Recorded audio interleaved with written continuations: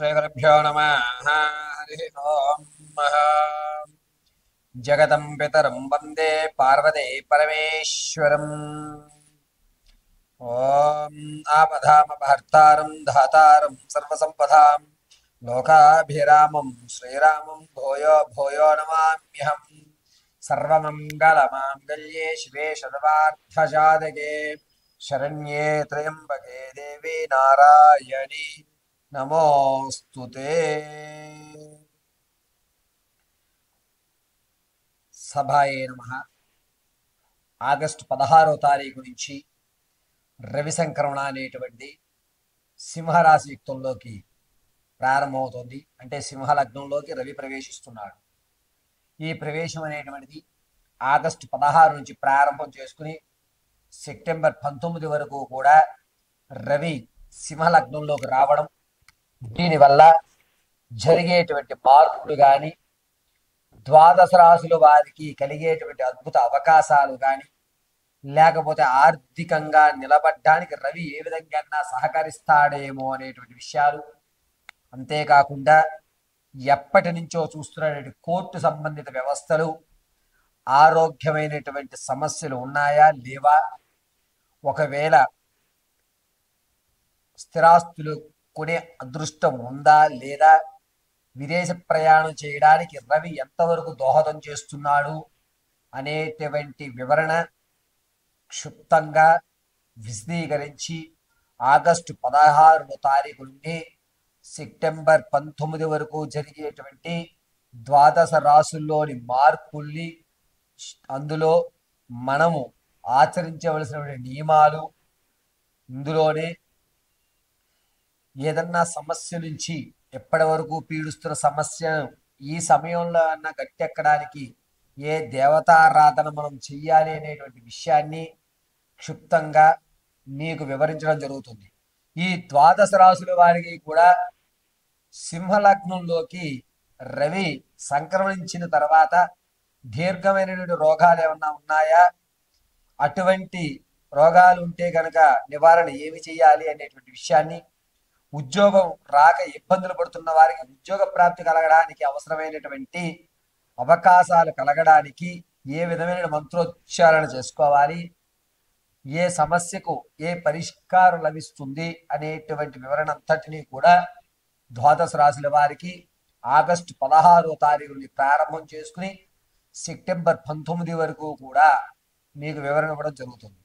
ఈ రవి సంక్రమణ అనేటువంటిది మీకు చెప్పేటువంటి ఈ వివరణలన్నీ కూడా గోచార రీత్యా మాత్రమే చెప్పడం జరుగుతుంది, వ్యక్తిగతంగా కాదు.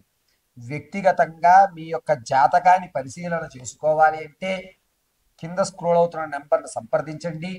సంప్రదించి మీ యొక్క వ్యక్తిగత జాతకాన్ని తెలుసుకుని అందలి రవి అంతర్థంలో ఎవరున్నారు అనేటువంటి విషయాన్ని గ్రహించుకుని తగు శాంతులు కానీ, ఏ విధమైనటువంటి రాయిని మనం ధరిస్తే కలిసి వస్తుంది అనేటువంటి విషయాన్ని పరిశీలన చేసుకోండి. ఈ రాశి ఫలితాల్లో కేవలము సంక్రమణ చెందిగేటువంటి విషయాన్ని మాత్రమే చెప్పడం జరుగుతోంది. ఇందులో అంతర్దశ అనేటువంటిది ఏం జరుగుతోంది, దానివల్ల జరిగేటువంటి మార్పులు ఏమిటి, ఇందులో మనం ఏదన్నా వ్యక్తిగతంగా మారాలా, సమయాన్ని మనకి అనుకూలంగా ఏ విధంగా ఏ దేవతామూర్తిని ఆరాధిస్తే సమయం మనకు అనుకూలిస్తుంది, ఏ దిశగా మనం వెళ్తే మన యొక్క కార్యక్రమాలు దిగ్విజయం అవుతాయి, ఈ నెల రోజులు కూడా ఏ విధమైనటువంటి నియమాలు పాటించుకుంటే మనకి పాజిటివ్ వైబ్రేషన్స్ వస్తాయి, ఇంట్లో చికాకులు పోవడానికి ఈ నెల రోజులు ఏ విధమైన నియమాలు పాటించుకోవాలనేది పార్వతీ పరమేశ్వర అనుగ్రహంతో, నా తండ్రి యొక్క ఆశీస్సులతో మీకు వివరణ ఇవ్వడం అనేది జరుగుతుంది. ఈ వివరణల ద్వారా మీ యొక్క జాతకంలో మార్పులు చెందించుకుని చక్కగా అందరూ కూడా మీ సమస్య నుంచి బయటపడేటువంటి మహత్తవకాశం కలుగుతుందని పార్వతీదేవిని పరిపూర్ణంగా నమ్ముతూ అమ్మవారి పాదాలు పట్టుకుని మీకు ఆగస్టు 16 నుంచి సెప్టెంబర్ 19 వరకు జరిగేటువంటి మార్పులు, దానివల్ల మనకి పొందేటువంటి సత్ఫలితాలు, దాంట్లో వచ్చేటువంటి విపత్తులు, ఇవన్నీ కూడా క్షుణ్ణంగా వివరించడం జరుగుతుంది. తదుపరి వృషభ రాశి. వృషభ రాశి వారికి రవి సింహలగ్నంలో ప్రవేశించడం వల్ల కాస్త ఇబ్బందిదాయకమైనటువంటి వాతావరణం ఎదుర్కొంది. మీరు ఎప్పటి నుంచో ధనాన్ని అయితే చూస్తున్నారో ఆ ధనం అంటే నిలవబెట్టుకునే ధనం ఒక పర్పస్కి, ఒక స్థలం కొనుక్కుందామని కానీ, ఒక ఇల్లు కొనుక్కుందామని కానీ, లేదా ఒక కారు కొనుక్కుందామని కానీ మీరు రూపాయి రూపాయి కూడబెట్టి ధనం ఏదైతే దాచారో అది దొంగల పాలయ్యేటువంటి అవకాశం. అంటే సొత్తు బంగారం కానీ ధనం కానీ మీరు పోగొట్టుకునేటువంటి అవకాశం ఎక్కువ కనబడుతుంది. కాబట్టి ధనం విషయంలో చాలా జాగ్రత్తగా ఉండండి. వృషభ రాశి వారికి సింహలగ్నంలో రవి అనేటువంటి అతను నీచయుక్తంలో చంద్రుడు చూడడం వల్ల మీ మనసు చికాకుగా ఏర్పడుతూ ఉంటుంది. సరైన నిర్ణయాలు తీసుకోవడానికి ఆలోచిస్తూ ఉంటారు. ఏదో కోల్పోయినట్టుగా మీ యొక్క మైండ్ అంటే మీ స్థితిగతులన్నీ కూడా ఏదో జరుగుతుంది అని ఏమైపోతున్నాను నన్ను నేను ఎందుకు కోల్పోతున్నాను అనేటువంటి ఒక వైరాగ్యంలోకి వచ్చేటువంటి అవకాశం ఈ వృషభ రాశి వారికి కలుగుతూ ఉంటుంది.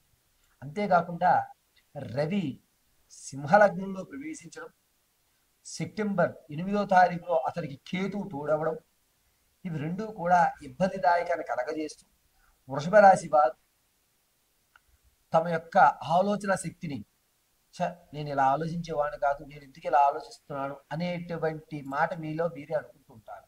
అంటే ఇది వరకు మీరు వేసేటువంటి అంచనాలు ఖచ్చితంగా ఉండేవి, ఇప్పుడు అంచనాలు తారుమారయ్యేటువంటి అవకాశం ఏర్పడుతుంది. సరైన నిర్ణయం తీసుకోవడానికి చాలా సమయం పడుతుంది. ఒక నిర్ణయం తీసుకోవడానికి మీరు 1కి 10 సార్లు ఆలోచిస్తూ ఉంటారు. తాత ముత్తాత నుంచి వచ్చేటువంటి ధనం ఏదైతే ఉందో అది వచ్చేటువంటి అవకాశం చాలా తక్కువగా ఉంది. చివరికి రేపు ఉదయం మీకు కాగితాలు ఇచ్చేద్దాం అనుకున్న వ్యక్తి కూడా ఆపేస్తుంది. చూద్దాం తర్వాత ఇద్దాం, కంగారే ఉంది అని చివరికి నోటి వరకు వచ్చింది ఆగిపోయేటువంటి అవకాశం వృషభ రాశి వారికి కలుగుతుంది. వృషభ రాశి వారికి రవి సంక్రమణ సింహలగ్నంలో ఉండడం వల్ల కాస్త ఇబ్బందిదాయకంగా చిన్న మెదడుకు సంబంధించి ఇబ్బందులు అవుతూ ఉంటాయి. అంటే మీరు నడిచేటప్పుడు కొంచెం జాగ్రత్తగా నడవాల్సి వస్తుంది.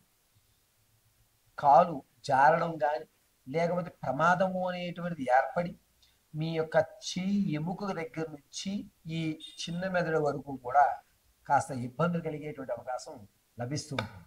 అంతేకాకుండా ఈ యొక్క వృషభ రాశి వారు ఉన్నతమైనటువంటి ఆలోచన ఏదైతే ఉందో అది కొంచెం తగ్గి మీ స్థితి కొంచెం అటు ఇటుగా అయ్యి, అరే నువ్వు బాగానే ఉండాలి కదా అనేటువంటి మాట నలుగురు చోట అనిపించుకోవడం జరుగుతుంది.